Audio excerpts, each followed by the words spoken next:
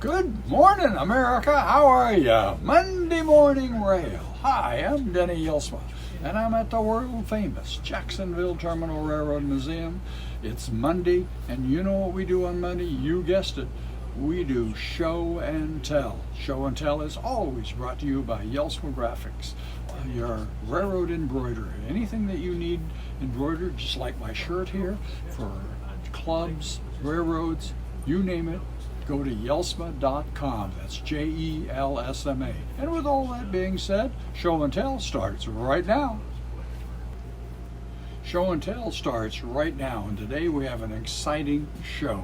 I say that every week because I really get excited about when I talk about trains.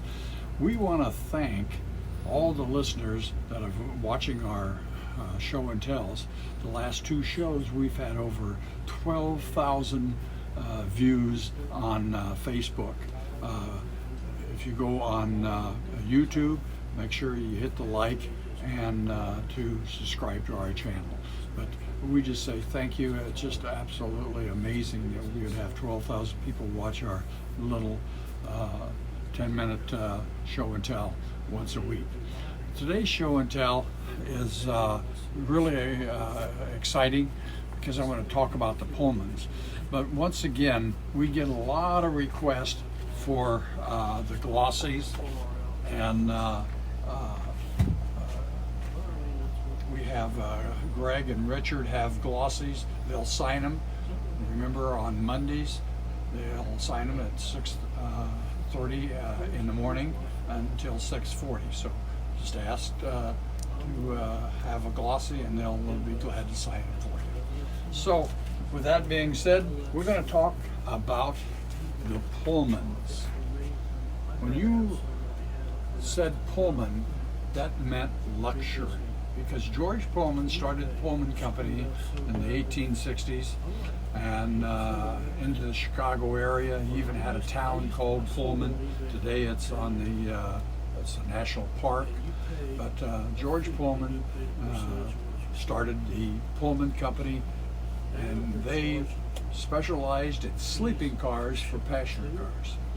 And the Pullman Company revolved into a huge corporation. In 1947-48, the United States government broke them up. They said it was a monopoly. On any given night in the 40s and 50s, they would rent over 150,000 sleeping car rooms. The largest hotel chain in the world.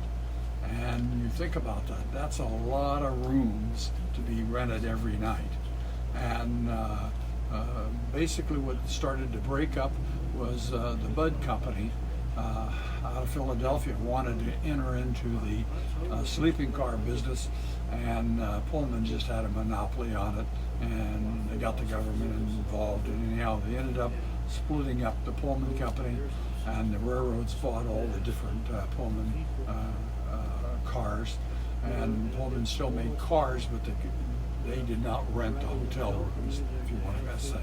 So, but I want to talk to you a little bit about some of the basic sleeping cars that Pullman had.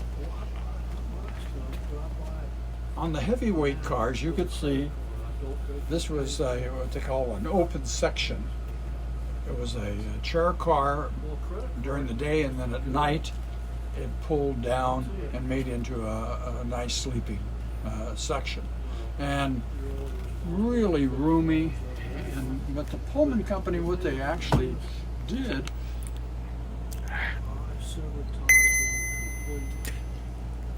is that they made the sleeping car affordable for the average person to ride the train. And for an example, I've got, this is a heavyweight car, and it kind of revolved. During the 40s, this is called a shadow band car. They made it kind of match the new modern ones, and They phased these out during the 40s and 50s for the more modern, lightweight sleeping car. And what the railroad would do is that, let's say for an example, you were going to go to, say, Jacksonville, Florida, and you're going to go to New York City. Well, you could get on the train, but say here in Jacksonville, if the train originated here, you could get on that sleeping car a couple hours early before the train left, and they accommodated you. And when it got to the end, would say New York, in New York, usually you could stay on the car for a half hour to an hour after the train got there. So if it got in there at 7, you didn't have to get up till about 7:30. And so they really made very accessible for the average person. To give you an example, when Amtrak took over, they just took over from the railroads, and at the first 10 years really didn't change a whole lot. Well, I used to get on a sleeper here in Jacksonville. The train left about 4 o'clock. It was, I believe, the Silver Meteor. And I'd have dinner on the train, and I'd get into Washington, D.C. About 7 o'clock in the morning. And that fare, the one-way fare, used to be $79, and I paid $20 for a small roomette. Today, I could ride on Amtrak, and the fare from here to Washington, D.C. is about $100. If I want a sleeping car, I pay $300. Now, I don't pay $300 for a hotel, let alone $300 for a little tiny box that is actually smaller than what I used to. It's really kind of a shame how Amtrak really doesn't make it really affordable and very convenient for people to sleep on their trains today. But what they would do, for an example, if you went on a vacation, you could get on a Pennsylvania car out of New York City or Philadelphia, and they would take it to Chicago. They'd put it on another train, hit it up to Minneapolis, put it on, let's say, the North Coast Limited or the Empire Builder, and they would set that New York Central car or Pennsylvania car off at, let's say, Billings, Montana, or wherever, so you could go to visit the Yellowstone Park or something. And they had that constantly.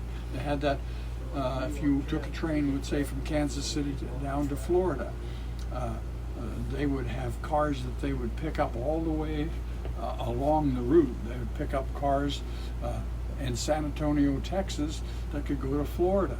And you could go to Kansas City, and they would pick up cars in St. Louis, in Memphis, Birmingham, and end up in, let's say, Miami. So they made it very, very clear. And so the Pullmans, what it meant was luxury, and it's really a shame that we don't have that today. And I'm convinced that if we ran the passenger trains like we did back in the days that when the railroads ran them, that there'd be a lot more people riding. And all you got to do is go to Europe to see how they operate their particular trains. But this is my show and tell that I have for today, and it is about the Pullman cars.